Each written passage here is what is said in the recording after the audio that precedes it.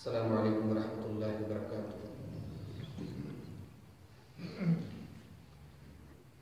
ان الحمد للہ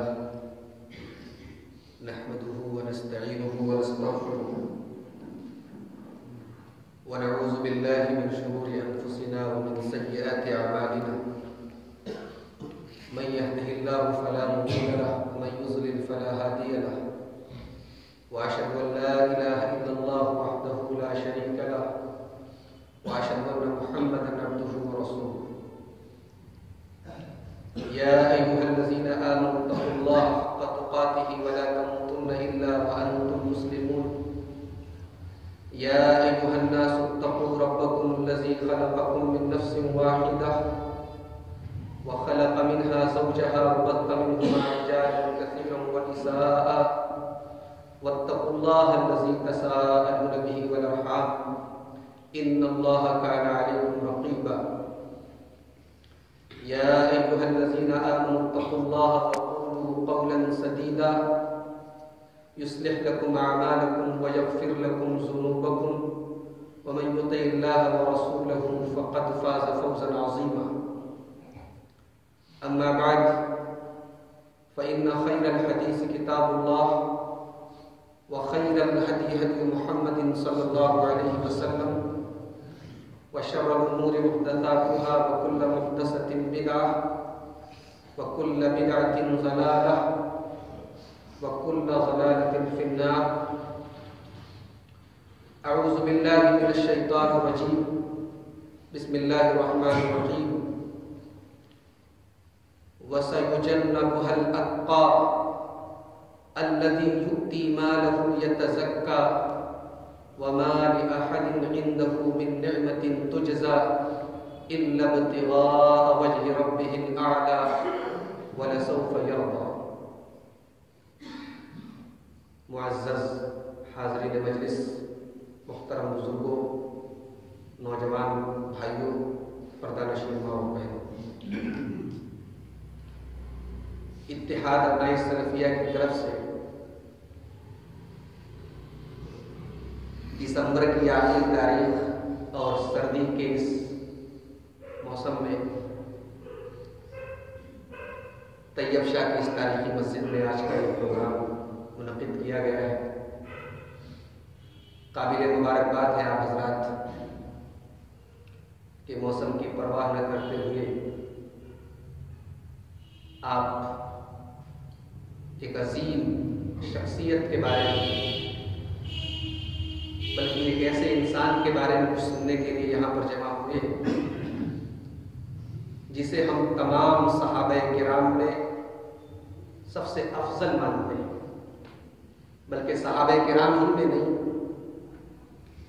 بلکہ نبیوں کے بعد، رسولوں کے بعد تمام انسانوں میں سب سے بہترین اور سب سے افضل انسان سیدنا ابوبکر صدیق رضی اللہ تعالیٰ عنہ کی سیرت کے بارے میں کچھ باتیں انشاءاللہ آج آپ حضرات کے سامنے پیش کی ہیں، اور میں سمجھتا ہوں کہ یہ بڑا اچھا سلسلہ ہوگا انشاءاللہ، جو آج یہاں سے شروع ہو رہا ہے۔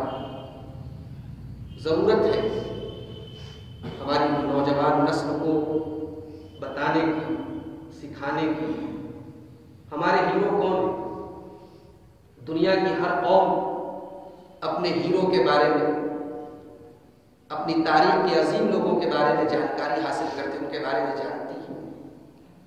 ہم مسلمانوں کے لیے ہیرو کون ہیں؟ ہم کس کو اپنا آئیڈیل مانتے ہیں؟ یا تو انبیاء کرام ہیں، اللہ کے برگزیدہ رسول ہیں، یا پھر اس کے بعد صحابہ کرام ہیں۔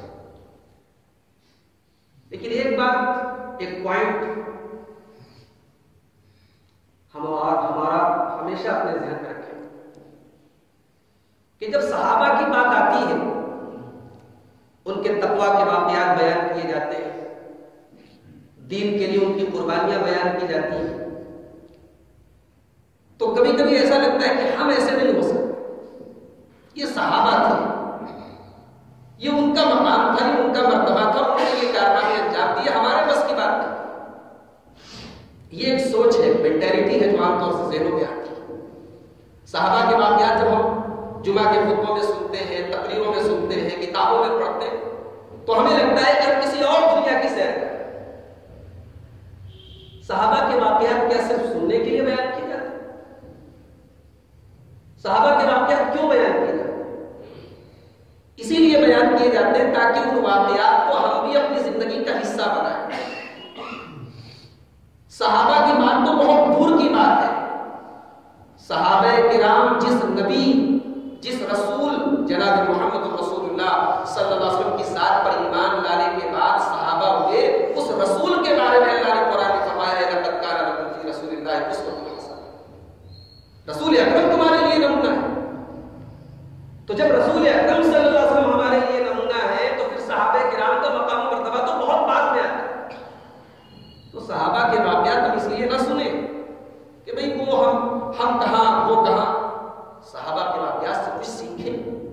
وہ بھی ہماری طرح گوشت پوش کے انسان تھے، ہماری طرح وہ بھی کھاتے تھے، وہ بھی پیتے تھے، ان کے بھی بیویاں تھیں، ان کے بھی بچے تھے، وہ بھی فیملی والے تھے، ان کے سامنے بھی وہی مسائل تھے جو ہمارے سامنے، وہ بھی کاروبار کرتے تھے، وہ بھی مزدوری کرتے تھے، ہماری طرح آپ کی طرح انسان تھے۔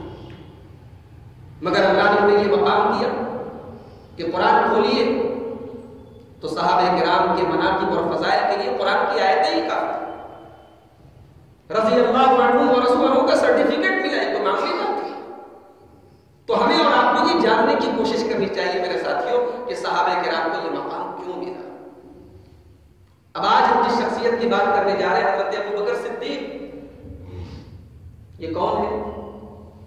ان کے بارے میں ہم اور آپ کیا جانتے ہیں؟ اسلام کے پہلے خلیفہ ہیں۔ ایک جنرل نالج، ایک عام معلومات یہ کہ حضرت ابو بکر اسلام کے پہلے خلیفہ ہیں۔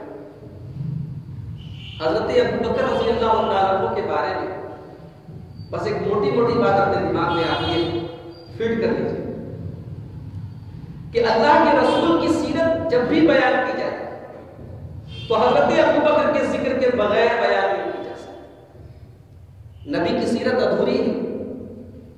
نبی اکرم کی زندگی کا کون سا پہلو آپ اٹھائیں گے کہ حضرت ابو بکر آپ کو ساتھ میں نظر نہیں آتا؟ اللہ کے نبی نبوت کا اعلان کر رہے ہیں، کوئی آپ کی بات سننے والا نہیں، کوئی آپ کے اوپر ایمان لانے والا نہیں، پاگل کہا جا رہا ہے، شاعر کہا جا رہا ہے، مجنون کہا جا رہا ہے، لیکن ایک آدمی ہے جو آپ کے ساتھ ہے۔ آپ کے ساتھ خانے کعبہ میں پٹائی ہو رہی ہے حضرت ابو بکر صدیق کی، ہر جنگ میں، ہر جہاد میں، ہر مسئلے میں کون آپ کے ساتھ ساتھ ہے؟ ابو بکر صدیق۔ ہجرت کا واقعہ یاد کیجیے، مکہ سے مدینہ 480 کلومیٹر کا یہ سفر دنیا کی تاریخ کا سب سے انوکھا سفر ہے۔ یہ وہ سفر ہے جس نے اسلامی تاریخ میں ایک انقلاب پیدا کیا، اور حضرت عمر فاروق کی یہ دور-اندیشی تھی، ان کی یہ فراست تھی کہ انہوں نے ہمارے ہجری کیلنڈر کی شروعات واقعی ہجرت سے کی تھی۔ وہ یہ بتانا چاہ رہے تھے کہ اسلام کے اندر شخصیت پرستی نہیں، وہ چاہتے تو واقعی ہجری کیلنڈر کا آغاز نبی اکرم صلی اللہ علیہ وسلم کی پیدائش سے بھی کر سکتے ہیں، آپ کی وفات سے بھی کر سکتے ہیں، آپ کو جس دن رسول بنایا گیا اس دن سے کر سکتے ہیں، مگر نہیں، ہجری کیلنڈر کا آغاز واقعی ہجرت سے ہوتا ہے۔ بڑا عجیب و غریب سفر ہے، دو لوگ یہ سفر کر رہے ہیں، ایک نہیں ہے، دو لوگ، اللہ تعالیٰ نے دو لوگوں کا ذکر کیا۔ مجھے حیرت ہوتی ہے کبھی کبھی ان لوگوں کے اوپر جو نبی کو تو مانتے ہیں، ابو بکر کو نہیں مانتے، نبی پر تبوک دیکھتے ابو بکر کو گالیاں دیتے، نبی اور آل نبی کی محبت کا دعویٰ کرتے اور حضرت ابو بکر صدیق رضی اللہ تعالیٰ عنہ سے رسول اللہ کو عداوت۔ ایسا کیسے ممکن ہے میرے بھائی؟ اسلامی تاریخ یا یوں کہہ لیں کہ اللہ کے نبی کی سیرت جب بھی بیان کی جائے گی حضرت ابو بکر صدیق کے بغیر ادھوری ہے۔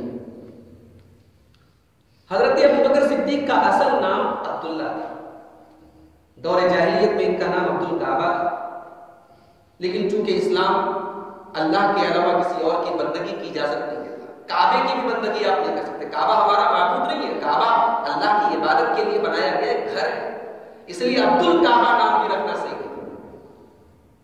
اور اسی لیے یاد رکھیں کہ کھانے کعبہ کی قسم بھی کھانا جائز ہے، کھانے کعبہ اللہ نہیں ہے، اللہ کا گھر ہے۔ بہت سے لوگ کعبے کی قسم کھا لیتے ہیں، کعبے کے رب کی قسم کھا سکتے ہیں، کعبے کی قسم نہیں کھا سکتے۔ تو ان کا نام عبد الکعبہ تھا، اللہ کے رسول نے ان کا نام عبداللہ رکھا۔ ان کے والد ابو قحافہ، اصل نام تو عثمان تھا لیکن ابو قحافہ کے نام سے مشہور ہے. جیسے حضرت ابو بکر کا اصل نام عبداللہ تھا لیکن ان کو کوئی عبداللہ کے نام سے نہیں جانتا، ان کو حضرت ابو بکر کے نام سے ہی جانا ہے. ان کی ماں کا نام ام الخیر تھا. یہ قبیلے قریش کے بڑے مشہور خاندان بنو تیم سے ان کا تعلق تھا. 6 پشتوں کے بعد ان کا خاندان نبی اکرم جناب محمد رسول اللہ صلی اللہ علیہ وسلم کے خاندان سے جا کے مل جاتا ہے. حضرت ابو بکر صدیق اللہ کے رسول سے تقریباً 2.5 سال چھوٹے تھے. ہمارا آپ سب جانتے ہیں، اللہ کے رسول کی سیرت پڑھنے والا ایک معمولی سا اسٹوڈنٹ بھی جانتا ہے کہ اللہ کے رسول کی پیدائش اسی سال ہوئی جس سال ابرہہ نے خانہ کعبہ پر حملہ کی پلاننگ کی تھی. ہاتھیوں کا لشکر لے کے آیا تھا اور اللہ تعالیٰ نے ابابیل کا جھنڈ بھیج کے اس کے لشکر کو برباد کر دیا تھا. اس سال کو عام الفیل کہا جاتا ہے. اسی سال اللہ کے نبی کی پیدائش. اس واقعے کے 2.5 سال کے بعد تقریباً حضرت ابو بکر صدیق کی پیدائش، یعنی حضرت ابو بکر صدیق رضی اللہ تعالیٰ عنہ اللہ کے نبی صلی اللہ علیہ وسلم نے تقریباً 2.5 سال چھوڑے تھے. حضرت ابو بکر کے اندر یہ خاص بات تھی کہ آپ نے دور جاہلیت میں بھی کبھی شراب نہیں، کبھی زنا نہیں. آپ سے ایک مرتبہ کسی نے پوچھا کہ آپ نے دور جاہلیت میں کبھی شراب پی؟ کہا یعوذ باللہ، اللہ کی پناہ. تو پوچھنے والے نے پوچھا لیما ایسا کیوں کہ بھائی دور جاہلیت میں تو سب شراب پیتے تھے، آپ کیوں نہیں پیتے؟ کہا کہ یصوم وینسی، اپنی آبرو کی حفاظت کرتا ہے. شراب پینے کے بعد انسان کو اپنی عزت و آبرو کا خیال نہیں رہتا، اپنے وقار کا، اپنے مقام کا خیال نہیں رہتا.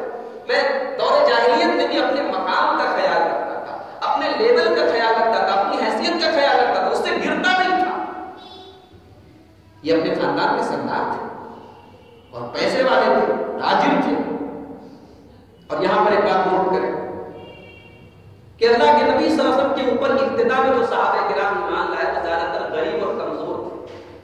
حضرت بلال غلام، حضرت زید غلام، باقی اور جو حضرت علی بھی 14 سال کے 13 سال کے بچے، کمزور لوگ شمار میں ایمان لائے. لیکن حضرت ابو بکر صدیق کمزور نہیں تھے، اسٹرانگ تھے، پیسے سے بھی، مقام و مرتبے کے اعتبار سے بھی، سماجی حیثیت کے اعتبار سے. عموماً یہ دیکھا جاتا ہے کہ ایک انسان جب سماج میں کسی اونچی پوسٹ پر ہوتا ہے تو اپنے عہدے یا اپنی شان و شوکت کو بچانے کے لیے ہر بات قبول نہیں کرتا. اس کی ناک نہ کٹے چاہے ہر بات کر دے. اگر کوئی اپنی ناک کی پرواہ نہ کرتے ہوئے ہر بات کو قبول کرے تو بہت بڑی بات ہے. اللہ کے پیارے نبی جناب محمد رسول اللہ صلی اللہ علیہ وسلم کو جب اللہ نے اپنا نبی بنایا اور آپ نے نبوت کا اعلان کیا تو سب سے پہلے اپنی بیوی حضرت خدیجہ کے بعد آپ نے اسلام آفر کیا، اسلام کی تبلیغ کی حضرت ابو بکر صدیق. بلکہ حضرت ابو بکر صدیق خود چل کے آئے اللہ کے پاس. اللہ ابن کثیر نے البدایہ و نہایہ میں نقل کیا ہے. حضرت ابو بکر صدیق آئے اور کہنے لگے اے محمد صلی اللہ علیہ وسلم. اچھا یہ بچپن سے دوست تھے اللہ کے رسول، بچپن کا یارانہ تھا، دور جاہلیت میں بھی دوست تھے، ساتھ اٹھتے تھے، ساتھ بیٹھتے تھے. کہا کہ یہ بتائیے سنا ہے کہ آپ ہم لوگوں کو گمراہ کہنے لگے، ہمارے معبودوں کو جھوٹا کہہ رہے اور آپ کہہ رہے ہیں کہ ہمارے باپ دادا سب کافر تھے. بالکل صاف بات ہے، کوئی لاگ لپیٹ نہیں سنا ہے، صحیح ہے کیا؟ اللہ کے رسول صلی اللہ علیہ وسلم فرمایا بالکل صحیح. بعث اللہ نبی، اے ابو بکر مجھے اللہ نے اپنا نبی بنایا ہے، میں اللہ کا نبی ہوں.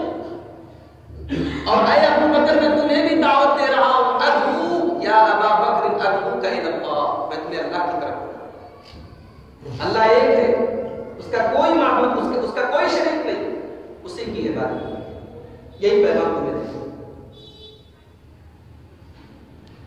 ایک انسان جب بچپن سے کوئی کام کرتا چلا آتا ہے تو اچانک اس کو چھوڑنا کوئی آسان کام نہیں.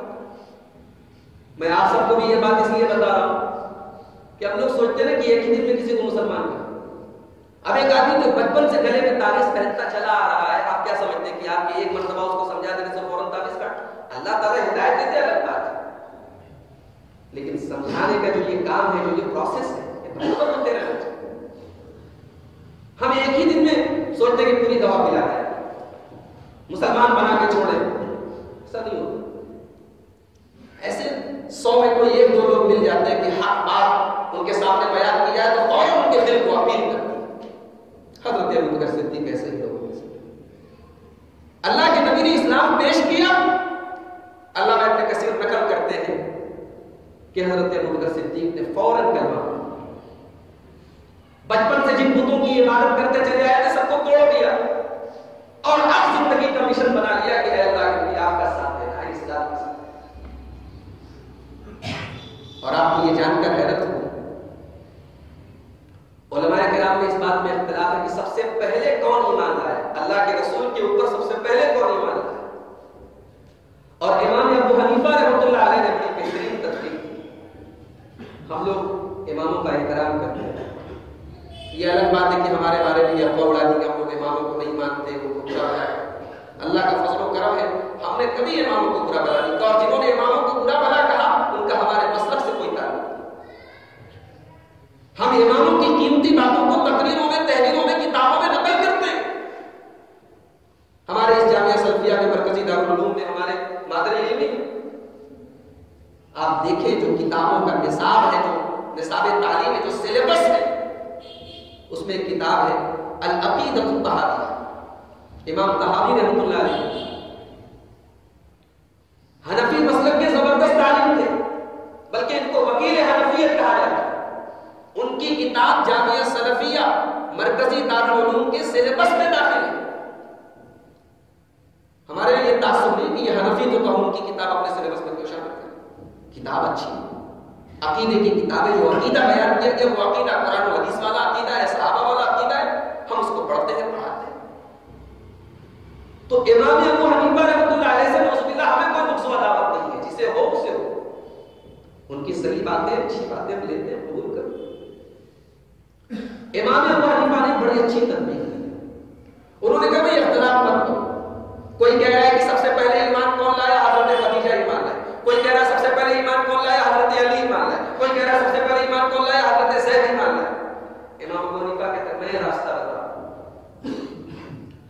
आजाद लोगों में सबसे पहले ईमान लाए हजरत अबू बकर सिद्दीक़, गुलामों में सबसे पहले ईमान लाए हजरत ज़ैद इब्न हारिसा, बच्चों में सबसे पहले ईमान लाए हजरत अली मुर्तज़ा और ख़वातीन में, औरतों में सबसे पहले ईमान लाई हजरत खदीजतुल कुबरा रज़ियल्लाहु अन्हा।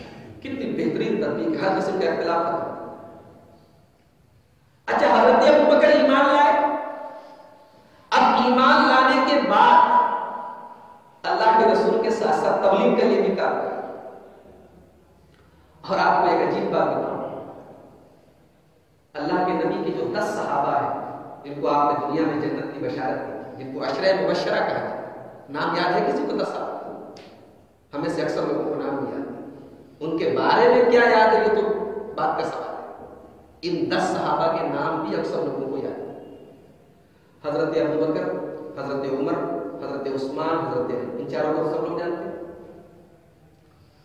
हजरत साद इब्न अबी वक्कास, हजरत सईद इब्न ज़ैद, हजरत तलहा रज़ियल्लाहु अन्हु, हजरत ज़ुबैर रज़ियल्लाहु अन्हु, हजरत अब्दुर्रहमान इब्न औफ रज़ियल्लाहु अन्हु और हजरत अबू उबैदा इब्न जर्राह रज़ियल्लाहु अन्हु। ये 10 सहाबा हैं। इनको अशरे मुबश्शरा, इनको अल्लाह के नबी नाम ले लेके जन्नत की बशारत दुनिया की। अबू बकर जन्नती है, उमर जन्नती है, उस्मान जन्नती है, अली जन्नती है। इन 10 सहाबा में एक तो हजरत अबू बकर सिद्दीक़ खुद शामिल, उनको छोड़ के 5 सहाबा किराम हजरत अबू बकर की तबलीग से ईमान लाए। कौन कौन? हजरत तलहा, हजरत साद इब्न अबी वक्कास, हजरत अब्दुर्रहमान इब्न औफ, हजरत ज़ुबैर, 5 लोग, और खुद हजरत अबू बकर को लेकर 6 लोग। यानी ये वो सहाबा है कि जो अल्लाह के रसूल के दस्तो बाजू है, कि जो अल्लाह के नबी सल्लल्लाहु अलैहि वसल्लम के साथ साथ रहने वाले, आपकी हर अदा पर जान निछावर करने वाले हैं। इन कीमती लोगों के इस्लाम लाने में भी हजरत अबू बकर सिद्दीक़ का रोल उठा है, बल्कि हजरत उस्मान गनी रज़ियल्लाहु अन्हु का नाम उसे छोड़ गया, उनके ईमान लाने में भी हजरत अबू बकर की तबलीग का असर है।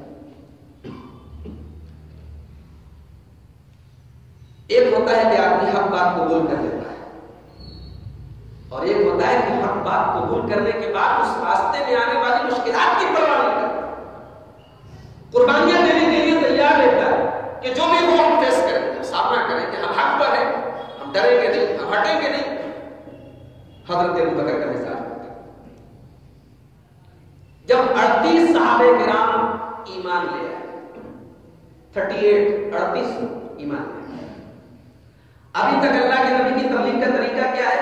چپکے چپکے، چھپ چھپ کے، انڈیویژولی، الگ الگ انفرادی طور پہ لوگوں سے مل کے اسلام کی دعوت۔ ابھی پبلک پلیس میں سب کے سامنے اسلام کی تبلیغ نہیں ہو رہی، چھپ کے ہو رہی۔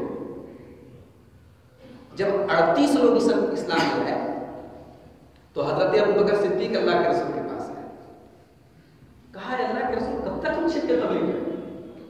اب کھل کے تبلیغ کرنا ہے، اب کسی سے ڈرنا نہیں ہے، اب مسجد حرام میں کھڑے ہو کے اسلام کی تبلیغ کرنا ہے۔ اللہ کے رسول صلی اللہ علیہ وسلم فرمایا ابوبکر ابھی وہ ٹائم نہیں آیا، ابھی ہم کم ہیں، کمزور ہیں، ابھی ہماری تعداد کم ہے۔ کہا نہیں ہے اللہ کے رسول، 38 لوگ ہو گئے، اب ڈرنے کی بات، چلیے لے کر گئے اللہ کے رسول کو۔ علامہ ابن کثیر کی البدایہ و النہایہ کی شہادت ہے، اللہ کے رسول صلی اللہ علیہ وسلم بیٹھے ہوئے، حضرت ابوبکر کھڑے ہو کے خطبہ دے، اور علماء نے لکھا ہے کہ اسلام کی تبلیغ کے لیے پہلا خطبہ ہے، یہ پہلا خطبہ ہے اسلام کی تبلیغ کے لیے۔ حضرت ابوبکر صدیق کھڑے ہو کے اسلام کی توحید کی دعوت دے رہے ہیں، اور اللہ کے پیارے رسول صلی اللہ علیہ وسلم کے بازو میں بیٹھے ہیں، اور دیگر صحابہ کرام بھی اپنے اپنے خاندان کے لوگوں کے ساتھ بیٹھے۔ مکہ کے مشرکین کہاں سے برداشت کر سکتے تھے؟ وہ تو مار رہے تھے، پیٹ رہے تھے، کہیں بلال کو لٹایا جا رہا ہے، کہیں سمیہ کو کاٹا جا رہا ہے، کہیں عمار کو پیٹا جا رہا ہے، وہ برداشت کر سکتے تھے کہ ان کے گڑھ میں خانے کعبہ کے پاس مسجد حرام میں اسلام کی تبلیغ کی جائے؟ ٹوٹ پڑے، اور حضرت ابوبکر صدیق کے اوپر سب سے پہلے اتنا مارا، اتنا پیٹا، بے ہوش ہو گئے۔ عتبہ ابن ربیعہ نام کا خبیث، اس نے اپنے جوتے حضرت ابوبکر صدیق کے چہرے پر رکھ کے راؤنڈ پیٹا، ان کا پورا چہرہ لہو، پورا چہرہ بے ہوش ہو گئے۔ انہوں نے سمجھا مر گئے، توڑ کے چلے گئے۔ ان کے خاندان کے لوگ آئے، ان کی یہ حالت دیکھی تو وہی خانے کعبہ کے پاس چلا کے اگر ابوبکر مرے تو عتبہ ابن ربیعہ بھی مرے گا، ہم بدلہ لیں گے، قصاص لیں گے۔ اسلام سے دشمنی تھی لیکن خاندان کی محبت تھی، خاندان کے بڑے آدمی تھے، لے کے ان کو گھر گئے۔ شام کو جب ہوش آیا، ہوش میں آتے ہی حضرت ابوبکر صدیق کی زبان سے پہلا جملہ نکلا، ما فعل رسول اللہ، تم اللہ کے رسول کا کیا حال ہے؟ خاندان والوں کا لوگ جس کی وجہ سے پٹا ہے، مرا ہے، اس حال میں پہنچا ہے، اسی کا نام لے رہا۔ خاندان والے گالی والے دے کے چلے گئے۔ ماں بھی اسلام نہیں لائی ہے، لیکن ماں ہوتی ہے، ماں ان کے پاس آتی ہے، کھانا کھلانے کی کوشش کرتی ہے، پانی پلانے کی کوشش کرتی ہے، کہتی ہے ماں میں کھانا نہیں کھاؤں جب تک مجھے میرے رسول کا چہرہ نہ دکھے، میرے رسول کی ساتھ میں پہلے مجھے یہ بتاؤ۔ ماں نے کہا بیٹا میں کیسے بتا سکتی ہوں؟ کہا ایک کام کرو، ام جمیل بنت خطاب کے پاس، حضرت عمر کی بہن ام جمیل بنت خطاب، ان کے پاس جاؤ، ان کے پاس انفارمیشن ملے گی کہ اللہ کے رسول کا۔ حضرت ابوبکر کی ماں ام جمیل کے پاس آتی، کہتی ہے کہ اللہ کے رسول صلی اللہ علیہ وسلم کہاں ہے؟ ام جمیل کہتی ہے کہ میں ایسے نہیں بتاؤں، تمہیں کیا کام ہے؟ بولی میرا بیٹا ابوبکر زخمی حالت میں پڑا ہوا ہے، اس کو مارا گیا ہے خانے کعبہ کے پاس بری طریقے سے، اور وہ پوچھ رہا ہے کہ اللہ کے رسول کا۔ کہا چلیے مجھے لے کے چلیے۔ جب ام جمیل وہاں پہنچی ہے اور حضرت ابوبکر کا چہرہ دیکھا تو کہا کہ اللہ ایسے ظالموں کو کبھی معاف نہیں کرے گا جنہوں نے آپ کا جہاد کیا۔ حضرت ابوبکر نے کہا پہلے یہ بتاؤ کہ اللہ کے رسول کہاں ہے اور کس حال میں؟ کہا کہ گھبرائیے مت، اللہ کے رسول بالکل آرام سے ہے، صحیح سالم ہے، صحیح سلامت ہے، دار ارقم میں اللہ کے رسول پناہ لیے ہوئے وہیں پر آتے۔ پھر حضرت ابوبکر کو سہارا دے کر دار ارقم میں لے کے جاتے۔ اللہ کے پیارے نبی جناب محمد رسول اللہ صلی اللہ علیہ وسلم کا جب دیدار کرتے ہیں، جب دونوں کی آنکھیں ٹکراتی ہیں اور حضرت ابوبکر کا یہ حال اللہ کے رسول دیکھتے ہیں، اللہ کے رسول کی آنکھوں میں آنسو آ جاتے ہیں۔ حضرت ابوبکر اللہ کے رسول کو بوسہ لیتے ہیں، چومتے ہیں اور کہتے ہیں بے ابی و امی، اے اللہ کے رسول میرے ماں باپ آپ کے اوپر قربان۔ کہا ابوبکر یہ کیا حال ہے، کیا حال ہے تمہارا؟ کہا اے اللہ کے رسول بالکل ٹھیک ہو، کوئی بات نہیں، کوئی تکلیف نہیں، بس اس ظالم نے تھوڑا چہرے پر ہاتھ لگایا۔ کہا اے اللہ کے رسول ایک ریکویسٹ ہے، گزارش ہے، یہ میری ماں ہے، بڑی نیک ہے، بڑی اچھی ہے، اپنی اولاد کے ساتھ بڑی رحم دل ہے، لیکن ابھی اسلام نہیں لائی۔ اے اللہ کے رسول آپ برکت والے ہیں، آپ اگر دعا کرتے اور اسے اسلام کی دعوت دیتے تو شاید اللہ تعالیٰ آپ کے ذریعے سے جہنم کی آگ سے بچائے۔ اللہ کے رسول نے حضرت ابوبکر کی ماں کو اسلام کی دعوت دی اور خود دعا کی، اور علامہ ابن کثیر نقل کرتے ہیں کہ حضرت ابوبکر کی ماں بھی ایمان لیا۔ یہ وہ ابوبکر صدیق رضی اللہ عنہ پیسے والے تھے تو پیسے کا استعمال بھی ہو رہا ہے اسلام میں، دین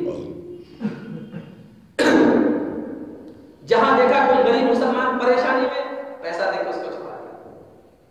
حضرت بلال رضی اللہ تعالیٰ بیچارے پردیس کے ہیں، حبشہ کے ہیں، غلام ہیں، یہاں کوئی ان کا نہ یار ہے، نہ مددگار ہے، نہ آگے ہے نہ پیچھے۔ امیہ ابن خلف ظالم ان کو عرب کی تپتی ہوئی ریت پر لٹا دیتا، گرم پتھر ان کے سینے پر رکھوا دیتا اور کہتا ہے بلال اسی حال میں تجھے رہنا پڑے گا، اور دوسرا راستہ یہ ہے کہ تو لات اور عزا کی عبادت کو قبول کر لے اور محمد کے دین کو چھوڑ دے۔ حضرت بلال رضی اللہ عنہ ہے ان کا ایمان، ان کا عقیدہ، ان کی استقامت، کہتے ہیں احد احد، آواز نہیں نکل رہی ہے، پتھر کے تلے دبے ہیں، چربیاں پگھل رہی ہیں پیٹ کی، عرب کی تپتی ہوئی ریت پر۔ وہ منظر میرے بھائیوں ذرا اپنی آنکھوں کے سامنے رکھیے، لیکن بلال حبشی کی زبان سے ایک ہی جملہ نکلتا ہے، احد احد، نہیں نہیں میرا معبود ایک ہے، میرا اللہ ایک ہے، میرا رب ایک ہے، اسے کیا ہے سر چکا ہے، اسے کیا ہے چکا ہے۔ سیدنا ابوبکر صدیق کا گزر ہوتا ہے، امیہ ابن خلف سے کہتے ہیں کیوں اس غریب کے چہرے پہ اتنا پریشان؟ بولا میرا غلام ہے، میری ملکیت ہے، جو چاہے سو کرو۔ حضرت ابوبکر نے کہا اچھا ایک کام کرو، اس سے زیادہ طاقتور غلام تمہارے مذہب کا پیروکار، تمہارے دین پہ چلنے والا اگر اس کے بدلے میں دے دوں تو چھوڑ دو گے؟ اور ہاں چھوڑ دو۔ حضرت ابوبکر نے ایک غلام اس کو دے کے حضرت بلال کو چھڑایا اور آزاد کر دیا۔ ایک لونڈی تھی، اس کا نام تھا زنیرہ، زنیرہ کو بھی اس کا مالک بہت مارتا تھا، تڑپاتا تھا۔ حضرت ابوبکر صدیق نے اسے بھی خرید کے آزاد کیا۔ جب حضرت ابوبکر نے اسے خرید کے آزاد کیا تو اس کی بینائی چلی گئی، اندھی ہو گئی۔ اب مکہ والوں نے شور اٹھا دیا کہ دیکھو زنیرہ نے اسلام قبول کیا ہے، محمد صلی اللہ علیہ وسلم کا دین قبول کیا ہے، تو ہمارے معبودوں کی طرف سے آفت ہوتی ہے، عذاب آئے۔ حضرت ابوبکر صدیق نے دعا کیا ہے اللہ اس لونڈی کی بینائی لوٹا دے، اللہ اس کی وجہ سے اسلام اتنا ہوا۔ اللہ تبارک و تعالیٰ نے زنیرہ کی بینائی لوٹا دی۔ اسی طریقے سے حضرت ابوبکر صدیق نے کئی غلاموں کو آزاد کیا، پیسے دے دے کے غریب مسلمانوں کی مدد کرنے کی۔ حضرت ابوبکر صدیق کے تعلق سے ایک بات ہمیں اور آپ کو یہ بھی یاد رکھنی چاہیے، قرآن کریم کے 30ویں پارے میں سورۃ اللیل کی آیت نمبر 17 سے لے کر آیت نمبر 21 تک کی 5 آیتیں جو ہیں ان کے بارے میں علماء کہتے ہیں، مفسرین کہتے ہیں کہ یہ حضرت ابوبکر صدیق کے بارے میں نازل ہے۔ آئیے ذرا ان آیات کا ترجمہ دیکھیں۔ وَسَيُجَنَّبُهَا الْأَتْقَى الَّذِي يُؤْتِي مَالَهُ يَتَزَكَّى وَمَا لِأَحَدٍ عِندَهُ مِن نِّعْمَةٍ تُجْزَىٰ۔ یہ آیت حضرت ابوبکر صدیق کے بارے میں نازل ہے۔ کیا کہا جا رہا ہے ان کے اندر؟ غور سے سنیے۔ وَسَيُجَنَّبُهَا الْأَتْقَى، جہنم سے اس آدمی کو بچا لیا جائے گا جو متقی ہے، پرہیزگار ہے، تقوی والا ہے۔ الَّذِي يُؤْتِي مَالَهُ يَتَزَكَّى، جو اللہ کی راہ میں اپنا مال دیتا ہے، يَتَزَكَّى، لیکن مال دینے کا مقصد یہ کہ اپنا تزکیہ کرے، اپنے آپ کو گناہوں سے پاک و صاف کرے، اپنی نیت کو پاک و صاف کرے۔ دیکھیے مال دینے کی نیت کیا ہے؟ ایک ہوتا ہے کہ ہم مال اللہ کی راہ میں دے رہے ہیں لیکن نیت کا کچھ اتا پتہ نہیں کہ نیت کیا ہے، اور ایک ہوتا ہے کہ نہیں ہم گنہگار ہیں، خطا کار، بہت ساری غلطیاں کرتے ہیں، ہمارا تزکیہ ہو رہا ہے اس مال کے سب کے زکات سے۔ تو فرمایا کہ یہ وہ آدمی ہے جہنم کی آگ سے جس کو بچا لیا جائے گا، جو اللہ کی راہ میں اپنا مال دیتا ہے، یتزکا، اپنا تزکیہ کرنے کے لیے، اپنے آپ کو پیوریفائی کرنے کے لیے، اپنے آپ کو فلٹر کرنے کے لیے۔ وَمَا لِأَحَدٍ عِندَهُ مِن نِعْمَةٍ تُجْزَىٰ، یہ اللہ کی راہ میں مال اس لیے نہیں دیتا کہ کسی کا بدلہ چکا ہے، کسی کے احسان کو اتار رہا ہے، اس کی نیت صرف ایک ہے، إِلَّا ابْتِغَاءَ وَجْهِ رَبِّهِ الْأَعْلَىٰ، میرا رب مجھ سے راضی ہو جائے، میرا رب مجھ سے خوش ہو جائے، بس ایک ہی نیت ہے، اور اسی نیت کے لیے اللہ کی راہ میں صدقہ اور خیرات دیتا ہے۔ اور جب اس کی نیت ایسی ہے، وَلَسَوْفَ يَرْضَىٰ، جب نیت ایسی ہے، اللہ کو راضی کرنے کی نیت ہے، تو انشاءاللہ اللہ راضی بھی ہوگا، اللہ ایسے بندے سے راضی ہے۔ تو یہ ابو بکر صدیق، حضرت ابو بکر صدیق کی سیرت کا سب سے بڑا اور سب سے عظیم پہلو جو ہے وہ ہجرت کا واقعہ ہے۔ ذرا آپ یاد کیجیے مکے کا ماحول، دھیرے دھیرے صحابہ کرام کے اوپر حالات تنگ ہو رہے ہیں، مشکلات بڑھتی چلی جا رہی ہیں، پریشانیاں بڑھتی چلی جا رہی ہیں۔ اللہ کے نبی صلی اللہ علیہ وسلم نے اپنے صحابہ کو اجازت دے دی، جاؤ مدینہ چلے جاؤ، مدینہ میں میرے صحابہ تمہارا استقبال کریں۔ صحابہ کی ایک بڑی تعداد مدینہ پہنچ چکی۔ اب مکہ میں کچھ صحابہ کرام بچے ہیں جو غریب بیچارے مجبور ہیں ان کو پھنسا کر کے، اور خود اللہ کے رسول موجود ہیں، اور حضرت ابو بکر موجود ہے، اور حضرت علی موجود ہے۔ حضرت ابو بکر بار بار اللہ کے رسول سے کہتے ہیں کہ اللہ کے رسول مجھے بھی مدینہ جانے کی اجازت دیجیے۔ اللہ کے رسول نے فرمایا کہ اے ابو بکر، تمہارے ساتھ کوئی جائے گا، تمہارے ایک ساتھی تمہارے ساتھ رہے گا۔ اللہ کے رسول اپنے آپ کو گھبرا کر رہے تھے کہ میں تمہارے ساتھ جاؤں۔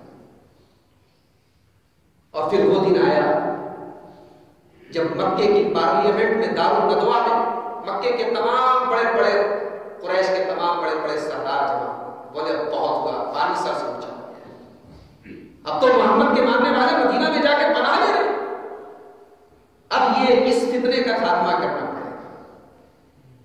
چنانچہ ایک آدمی کھڑا ہوا، بولا میری رائے یہ ہے کہ محمد صلی اللہ علیہ وسلم کو ایک کمرے میں قید کر دیا جائے، ان کے پاؤں میں زنجیر ڈال دی جائے، جب وہ قید ہو جائیں گے تو ان کے ماننے والے بھی دھیرے دھیرے بیٹھ جائیں گے۔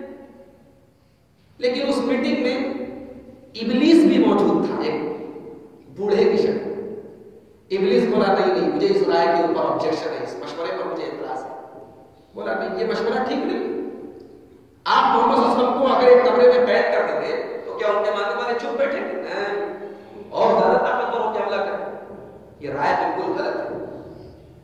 ایک دوسرے صاحب کھڑے ہوئے، بولے میرا مشورہ یہ ہے کہ ان کو جو ہے شہر بدل کر دیا جائے، ان کو مکہ سے نکال کے کسی دور کسی صحرا وغیرہ میں جنگل وغیرہ میں ڈال دیا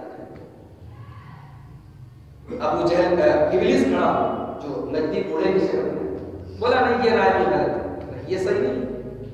آپ محمد صلی اللہ علیہ وسلم کو کہیں نہیں چھوڑتے، ان کے ماننے والے ان کو جا کے سنبھال لیں، یہ مسئلہ ختم ہونے والا۔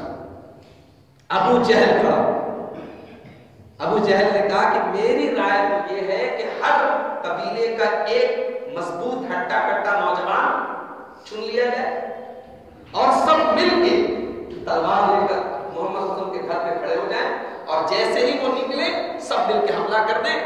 جب سارے قبیلے کے لوگ مل کے قتل کریں گے تو محمد صلی اللہ علیہ وسلم کے خاندان والے کسی سے بدلہ نہیں لے پائیں گے، کسی سے قصاص نہیں، کس سے بدلہ لیں گے، تو دیت دے کے پیسہ دے کے ان کو معاملہ ختم کر دیں۔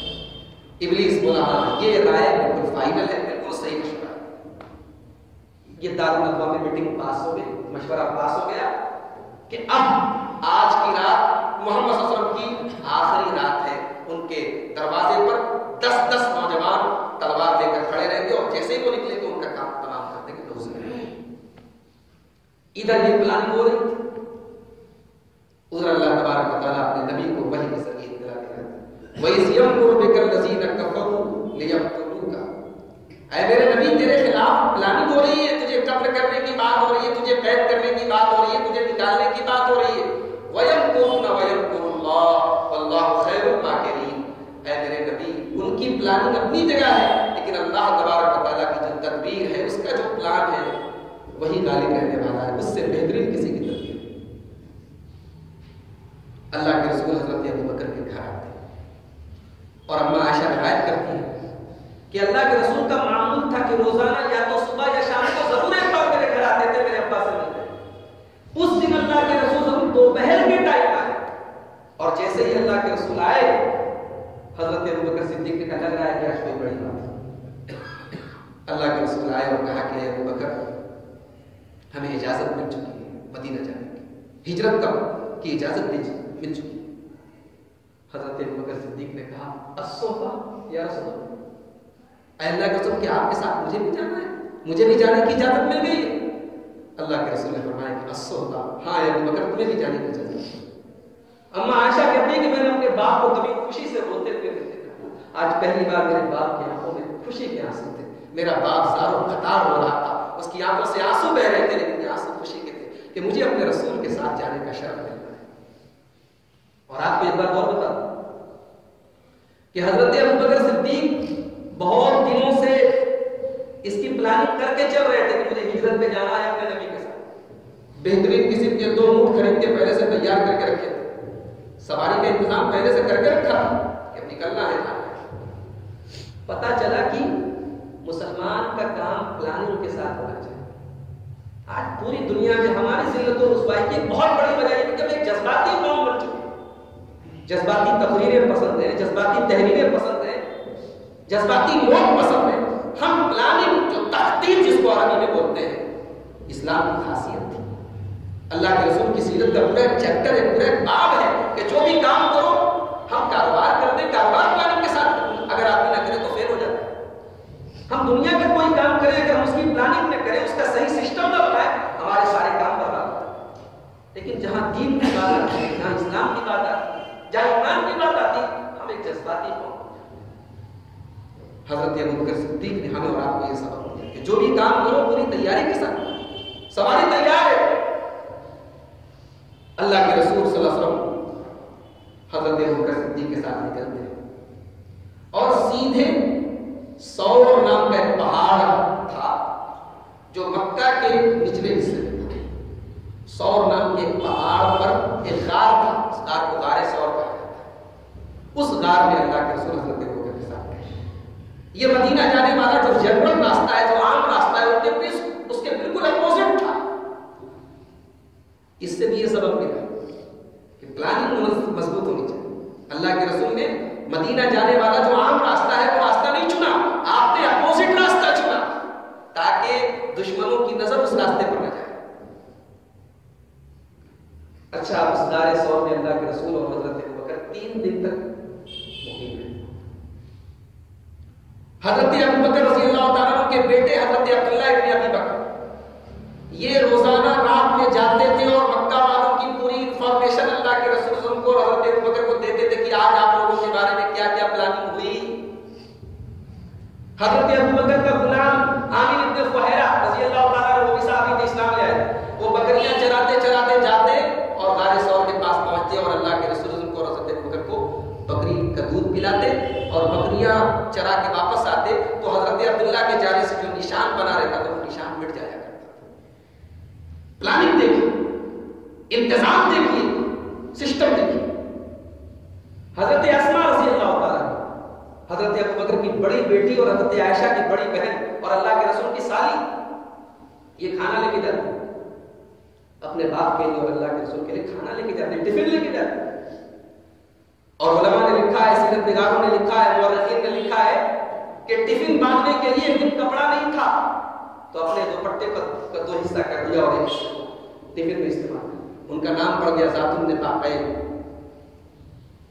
کمر بند، 2 کمر بند والے، اپنے کمر بند کو انہوں نے 2 حصے کر دیے۔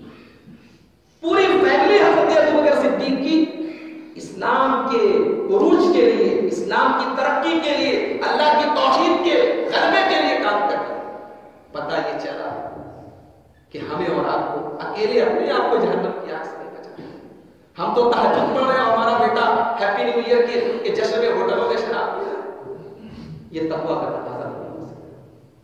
ہم تو 5 وقت کے نمازی ہیں, ہمارا بیٹا بہت بڑا کاروباری ہے, لیکن ہم نے کبھی پلٹ کے اپنے بیٹے سے یہ نہیں کہا کہ بیٹا چل تم بھی نماز پڑھ. ہم تو روزانہ صبح اٹھتے ہیں, قرآن کی تلاوت کرتے, ہمارا بیٹا صبح 11 بجے اٹھتا, سیدھے گدی پہ جاتا کہ اس نے قرآن اٹھا کے نہیں پڑھا. پوری فیملی کو جہنم کی آگ سے بچانا ہے. قوا انفسکم واہلیکم نارا, اے ایمان والو اپنے آپ کو اور اپنے گھر والوں کو جہنم کی آگ سے بچانا, صرف اپنے آپ کو نہیں بچانا. اگر حضرت ابوبکر صدیق رضی اللہ تعالیٰ عنہ اللہ کے رسول کے ساتھ ساتھ تو آپ کا بیٹا بھی اسی مشن میں لگا ہوا ہے, آپ کی بیٹیاں بھی اسی مشن میں لگی ہوئی. گھر میں جتنا مال تھا, پیسہ تھا, حضرت ابوبکر سب لے کے چلے. باپ ابھی ایمان نہیں لائے, حضرت ابوبکر کے باپ ابو قحافہ ابھی ایمان نہیں لائے. انہیں ڈاؤٹ ہو گیا کہ میرا بیٹا لگ رہا ہے پورا گھر خالی کر کے چلا گیا. اپنی پوتی سے بولے, حضرت اسماء سے بولے, تیرا باپ کو چھوڑ کے گیا کہ نہیں گیا؟ ارے دادا کیوں نہیں چھوڑ کے گیا؟ چونکہ حضرت ابوبکر کے والد ابو قحافہ اندھے تھے, ان کی آنکھیں نہیں تھیں. ان کو لے کے جاتی ہے اور جس صندوق میں حضرت ابوبکر مال وغیرہ رکھتے تھے اس کے اوپر کپڑا ڈال کے اس کو ٹچ کرواتی ہے, اپنے دادا کو پکڑاتی ہے, کہتی دیکھیے سارا مال موجود ہے, سارا سامان موجود ہے. بولا اچھا تب ٹھیک ہے. یہ پلاننگ ہے, یہ انتظام ہے, یہ قربانی, پوری فیملی لگی ہوئی ہے اسی مشن. اللہ کے رسول حضرت ابوبکر کے ساتھ چلے گئے. مکہ والوں کو جب پتا چلا, صبح ہوئی, پتا چلا کہ محمد صلی اللہ علیہ وسلم تو نکل گئے, وہ 10 لوگ تلوار لیے کھڑے کے کھڑے رہ گئے, ان کی آنکھوں کے سامنے سے اللہ کے رسول نکل گئے. تو ابو جہل دوڑا دوڑا ہے حضرت ابوبکر کے گھر آئے اور حضرت اسماء سے کہتے, تیرا باپ کہاں ہے؟ بولی مجھے نہیں پتا. اٹھا کے تھپڑ مارا ہے. حضرت اسماء کہتی میری بالی نیچے گر جاتی. میری ماں اور بہنیں غور کریں, اس اسلام کی ترقی کے لیے, اس کے عروج کے لیے صحابیات نے تھپڑ کھائے, قربانیاں دی ہیں, خون بہائے ہیں. ہم سمجھتے ہیں ہمیں تو پکا پکایا حلوہ ملا ہے, باپ دادا مسلمان, ہم بھی مسلمان, ٹوپی لگا لی, کرتا پہن لیا, ہو گئے, اسلام کے سارے تقاضے پورے ہو گئے. جمعہ کے دن جمعہ کی نماز پڑھ لیا, ہو گئے, بہت پکے مسلمان. میرے ساتھیوں, میرے بھائیوں, حضرت ابوبکر صدیق رضی اللہ تعالیٰ عنہ کی زندگی ہمیں بڑے سبق دے گئی. غار ثور میں پہنچے, اللہ کے رسول سے کہتے ہیں اللہ کے رسول آپ ابھی رکے نہیں, غار کے اندر داخل ہوتے ہیں. جتنے سوراخ ہیں سارے سوراخ بند کر دیتے ہیں, ایک سوراخ رہ جاتا ہے, اپنے پاؤں کے انگوٹھے سے اس سوراخ کو دباتے ہیں, کہتے ہیں اللہ کے رسول تشریف لائیں, آرام سے. اس سوراخ میں کوئی زہریلا جانور اندر بیٹھا ہوا ہے, اب وہ باہر نکلنے کی کوشش کر رہا ہے اور بار بار حضرت ابوبکر کو ڈس رہا ہے, اور ان کے پہلو پر نبی کائنات جناب محمد رسول اللہ صلی اللہ علیہ وسلم آرام فرما ہے, اپنی تکلیف دبا رہا ہے. نبی کے آرام میں خلل ڈالنا کا بارہ, تکلیف ہو رہی ہے, آنکھوں سے آنسو گرنے لگے, لیکن حرکت نہیں کی, جنبش نہیں کی کہ میرے پیارے نبی کی نیند میں, ان کے آرام میں خلل پڑ رہا ہے.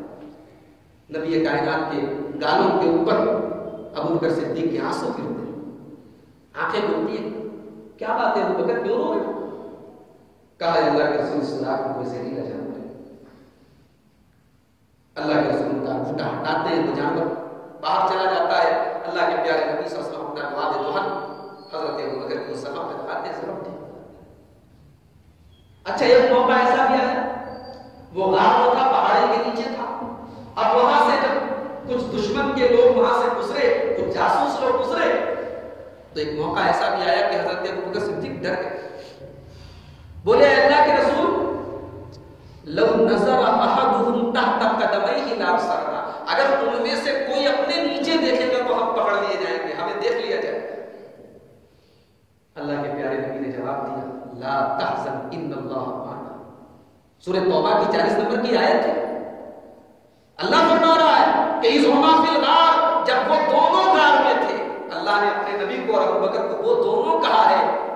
ذرا سوچو کہ کتنے بد نصیب ہیں وہ لوگ جو آج ابوبکر کو نبی سے الگ کرنے کی کوشش کرتے ہیں. قرآن میں دونوں کو, وہ دونوں کا اذ ہما فی الغار, یاد کرو میرے نبی کو ثانی اثنین, جبکہ غار میں 2 لوگ تھے اور 2 میں دوسرا میرا نبی تھا.